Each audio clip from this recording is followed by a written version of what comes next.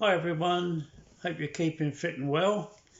I thought in this video I would explain how all this started. I intend to post a video every Saturday with a view of taking you step by step through my journey, including the various pitfalls I've encountered on the way.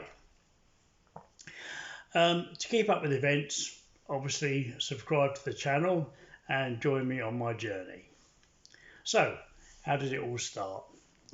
What made me decide to want to move to Malta? Well, I've always had a love for Malta, which I think shows in the fact that I'd visited around 8 times over the past 10 to 12 years. And as I sat in my flat in the UK, looking out on a miserable January day in 2020, my mind turned to the thought of returning to that wonderful island and whether it was possible that I could live there on a permanent basis. Yes, I was hating the English weather like I'm sure you do if you live in the UK, but I'm single, my children are all grown up and leading their own lives, so what was keeping me in the UK? I'd done my research and was sure I'd be better off financially and be able to perhaps enjoy a better and more relaxed way of life if I moved to Malta.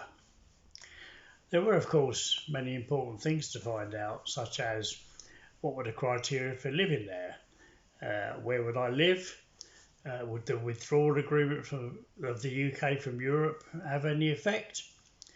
These and many other questions were going around and around in my head.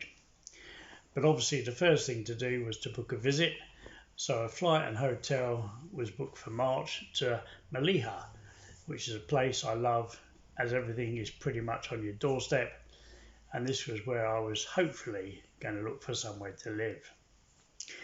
This visit also would give me a chance to take a breath and see whether I was kidding myself in wanting to live there permanently and whether my idea actually had any mileage, as they say. A bit of information for those who don't know Malta. It's one of the smallest countries in Europe, and the island is situated east of Tunisia and about 60 miles south of Sicily. Anyway, I'd made appointments to meet up with a couple of real estate agents I'd contacted prior to arriving in March. This would enable me to hopefully view some properties that I could afford to rent and ask further questions that I had.